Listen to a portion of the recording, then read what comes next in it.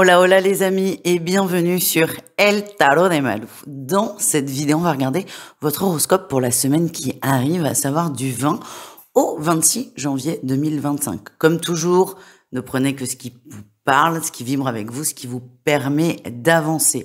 Si vous désirez une consultation privée, vous connaissez la chanson maintenant, on se retrouve sur mon site letarodemalou.com et je voulais vous faire un petit teasing pour la chaîne d'interview qui est la spiritualité pour tous. Cette semaine, vous retrouverez lundi à 18h Marie Manceau. Marie propose des soins qu'elle a reçus en canalisation, des soins de guérison qu'elle a reçus de son compagnon qui est décédé. Elle a un parcours qui est très intéressant, donc cette vidéo sort ce lundi à 18h. Et jeudi, je ne sais pas encore, ce sera la surprise. Soit on parlera de médiumnité et de communication animale, ou on parlera des galactiques. Vous voyez, la fourchette est quand même très large. Donc si vous êtes curieux comme moi, je vous invite à vous abonner. Je vous mets évidemment le lien sous la vidéo. Et on se retrouve tout de suite avec votre signe pour votre horoscope.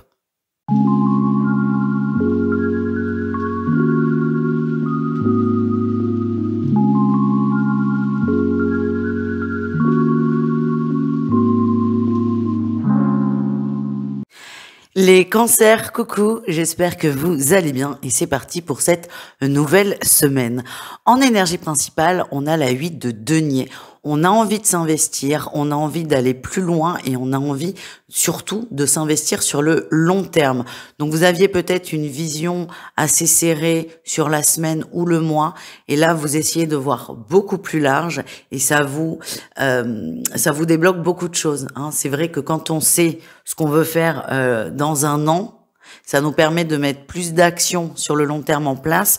Alors, il y a des gens que ça peut bloquer, ça peut être compliqué, mais vous, ça va vous aider à vous positionner sur ce que je mets en place ou non. J'ai l'impression qu'il y avait des doutes aussi sur peut-être des formations, peut-être des déménagements. Et le fait de se dire, tiens, je me vois où dans un an, ça va vous aider à répondre à des questions pas simple, un déménagement c'est pas simple, mais à des questions du moment.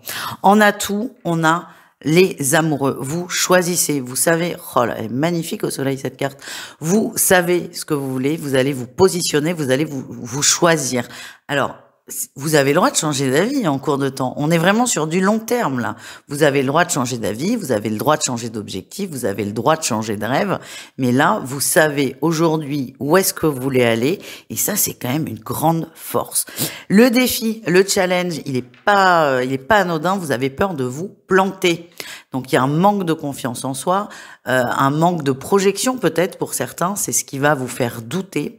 En tout cas, cette peur de se tromper, elle est légitime. Et si on est trop sûr de nous, on peut se planter aussi. Mais là, le risque, c'est de créer une boucle d'auto-sabotage et de finalement ne rien mettre en place. Alors, vu vos énergies, c'est pas le cas pour vous. En tout cas, ne culpabilisez pas, ne vous frustrez pas, ne vous bloquez pas quand vous allez douter, ça fait partie du jeu. La réussite, on a la force. Ça, c'est pas banal. La force, elle nous dit quoi? Elle nous dit que vous allez composer avec vos peurs. Donc oui, vous allez prendre en compte cette peur de se tromper qui est humaine. Et encore une fois, c'est plutôt rassurant. Vous allez accepter cette peur, mais vous allez avancer avec. Et ça, c'est bravo. C'est bravo, parce que c'est exactement ce qui va vous permettre de garder cette vision sur le long terme et d'avancer et de répondre à ces petites questions peut-être du quotidien qui peuvent parfois vous sembler bloquantes.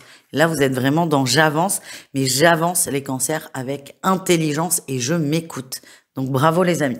Au niveau professionnel, alors votre atout de la semaine, on a la papesse ou la grande prêtresse selon les jeux. Cette carte, elle nous dit que vous restez très calme, vous restez de marbre, calme, un Bouddha, un Yoda, qui vous voulez.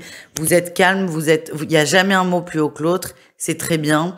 Vous restez droit. Et ça, c'est quand même une très belle qualité. Le défi, le challenge, on a la 8 de coupe, c'est qu'il y a des gens C'est pas un défaut de votre part, hein. C'est qu'il y a des gens, ce côté droit, je bouge pas, je suis constant dans mes émotions, ils ne supportent pas. J'ai la sensation qu'il y a des gens qui veulent absolument rentrer en lien, en connexion avec vous. Ça ne marche pas parce que vous êtes focus sur le boulot et je vois vraiment une séparation. Le pro, c'est le pro, le perso, c'est le perso. Donc dans le pro, vous êtes professionnel, vous travaillez et vous ne bougez pas. Donc cette papesse, c'est une très très grande qualité quand on suit votre volonté de rester professionnel. La difficulté, c'est qu'il y a des gens à qui ça ne va pas plaire parce que eux ont besoin d'avoir des grandes interactions au travail et on risque de vous reprocher de ne pas être présent dans le travail, alors que paradoxalement, pardon, ce côté neutre, ce côté je me mêle de ce qui me regarde, je ne m'implique pas dans les ragots, dans les cancans, dans les trucs un peu concons, est plutôt très professionnel. Donc juste essayer de jongler avec ça, les amis. Au niveau relationnel en général, vous et le reste du monde, vous arrivez à trouver un équilibre entre l'entourage, le professionnel aussi, parce que malheureusement, dans votre cas, ça fait aussi partie du relationnel. Vous allez réussir à trouver votre équilibre, à revoir peut-être votre copie.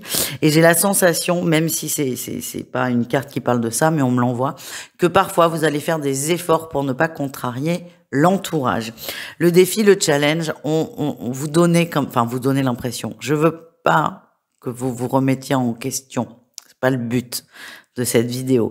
Certaines personnes vont avoir la sensation, c'est mieux, que vous êtes un peu dur, un peu exigeant, un peu autoritaire. C'est pas le cas. C'est pas le cas. Vous êtes comme ça. Ça peut être aussi une façon de vous protéger. On le voit, vous essayez de faire des efforts, de jongler, d'être un peu plus ouvert. Mais il y aura toujours des gens qui seront pas d'accord, qui seront pas contents. Donc le tout, c'est de pas se braquer, parce que ça serait répondre à leurs remarques, ça serait rentrer dans le jeu et ça serait aussi les conforter dans ce qu'ils pensent de vous.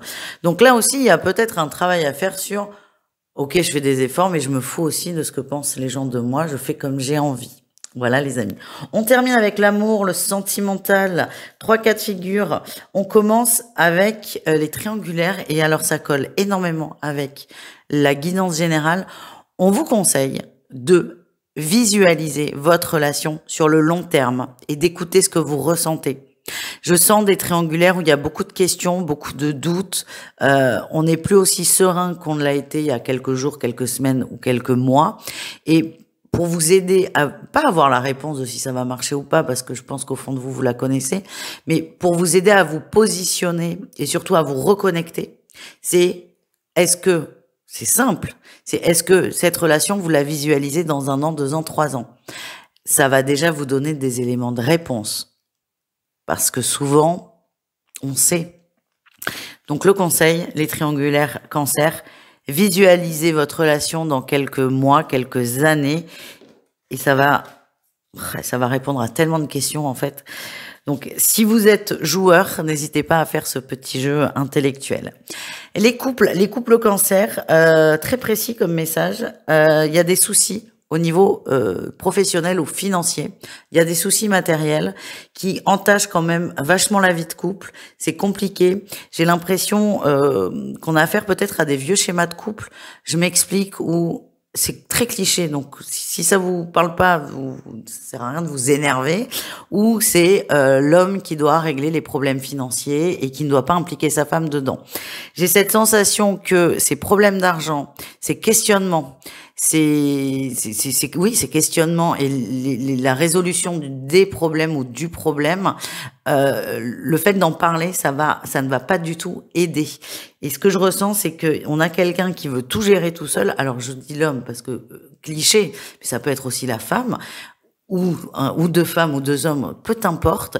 Mais il y a une personne qui veut régler la situation et plus on va essayer d'aider, d'avancer à 2 dans ce problème, plus ça va clasher. Donc vraiment problème matériel qui entache finalement la vie de couple dans la résolution du problème.